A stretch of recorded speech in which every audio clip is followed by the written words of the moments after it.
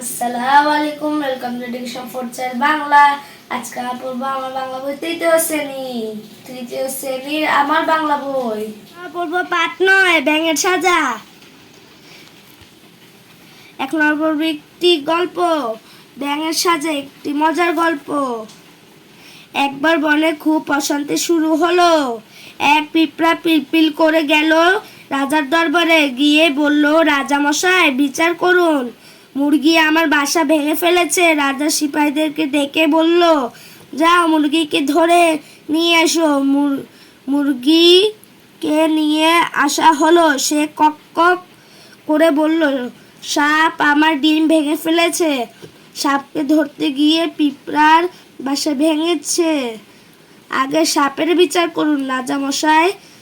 সিপাহীরা সাপকে ধরে আনলো।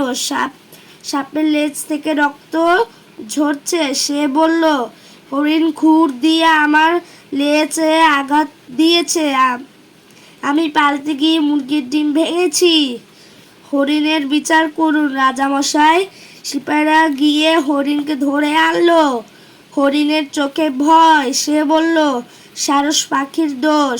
সে হঠাৎ ডানা ঝাপটিয়েছিল। আমি ভয়ে দৌড়িয়েছিলাম, তাই দেখতে পাইনি। সাপের লেজে পা লেগেছে। রাজা বললেন, সারস পাখিকে ধরে নিয়ে এসো। সিপাহীরা সারস পাখিকে নিয়ে এলো। সারস বলল, বুলবুলি আমার মুখে ঢুকে পড়েছিল, তাই আমি গলা পরিষ্কার করতে খক খক করেছিলাম আর ডানা ঝাপটেছিলাম।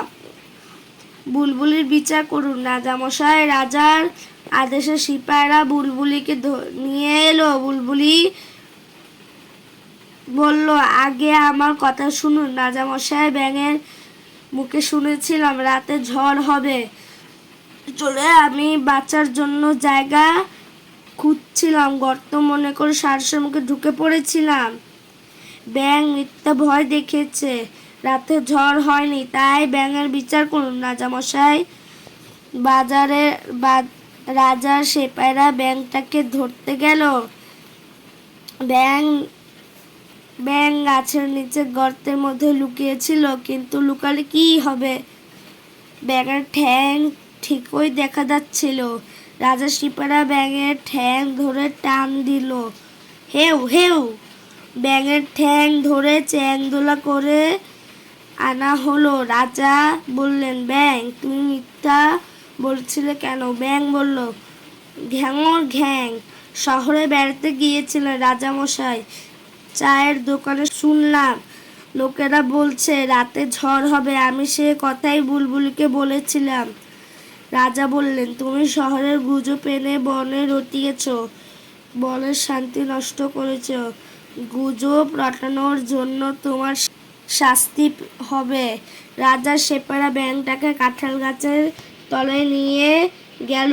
চাবুক মারতে লাগলো, কিন্তু বারবার চাবুক গিয়ে লাগলো কাঁঠাল গাছের ডালে। সেই কাঁঠাল গাছের কষ গড়িয়ে পড়লো ব্যাঙের গায়ে। তারপর থেকে ব্যাঙের গায়ে দাগ হয়ে গেল। এই গল্পটা দ্বারা আমরা বুঝতে পারলাম, কোনো কিছু যদি যাচাই না করে মানুষকে বলি, যদি ওই কথাটা মিথ্যা হয়, তাহলে সবাই বিপদে পড়তে পারে, আমরাও বিপদে পড়তে পারি। তাই আমাদেরকে কথা বলার আগে যাচাই করা উচিত, তাহলে তারপর বলা উচিত। যদি কথাটা সত্য হয় তাহলেই বলবো, না হলে বলবো না। এখন আর পড়বো শব্দ শিখি। রাজার দরবার, রাজা যেখানে সভা করেন, সিপাই সৈনিক, গুজব মিথ্যা তথ্য রটানো ছড়ানো, চাবুক মারার জন্য যে লাঠির মাথায় দড়ি থাকে। এখন আর পড়বো খালি জায়গায় শব্দ বসায়। দুজন সিপাই পাহারা দিচ্ছে। রাজার আদেশে সবাই দরবারে হাজির হয়েছে। গুজব কান দিও না, ঘোড়া চালাতে চাবুক প্রয়োজন। খবরটা সত্যি, কিন্তু মিথ্যা বলে রটনা হয়েছে। এখন আমরা পড়ব কোনটি সঠিক বাছাই করে বলি ও লিখি। প্রশ্ন বোঝায় এমন বাক্যের শেষে বসে এটা। প্রশ্নবোধক চিহ্ন। পিঁপড়া পিলপিল করে গেল রাজার দরবারে। লেজ থেকে রক্ত ঝরছে সাপের। ব্যাঙ বেড়াতে গিয়েছিল শহরে। এখন পূর্ব বলি ও লিখি। প্রশ্ন উত্তর। ক, পিঁপড়া রাজার দরবারে গেল কেন? উত্তর, পিঁপড়া রাজার দরবারে মুরগির নামে বিচার দিতে গেল। খ, কে মুরগির ডিম ভেঙেছিল? উত্তর, সাপ মুরগির ডিম ভেঙেছিল। বুলবুলি কোথায় ঢুকে পড়েছিল? উত্তর, বুলবুলি সারস পাখির মুখে ঢুকে পড়েছিল। ঘ, কিভাবে ব্যাঙের গায়ে দাগ হয়ে গেল? সেপাড়া ব্যাঙকে যখন কাঁঠাল গাছের তলে নিয়ে গেল, চাবুক মারা শুরু করলো। তখন চাবুক বারবার গিয়ে লাগলো কাঁঠাল গাছের ডালে। কাঁঠাল গাছের কষ ব্যাঙের গায়ে লাগায়, ব্যাঙের গায়ে দাগ হয়ে গেল।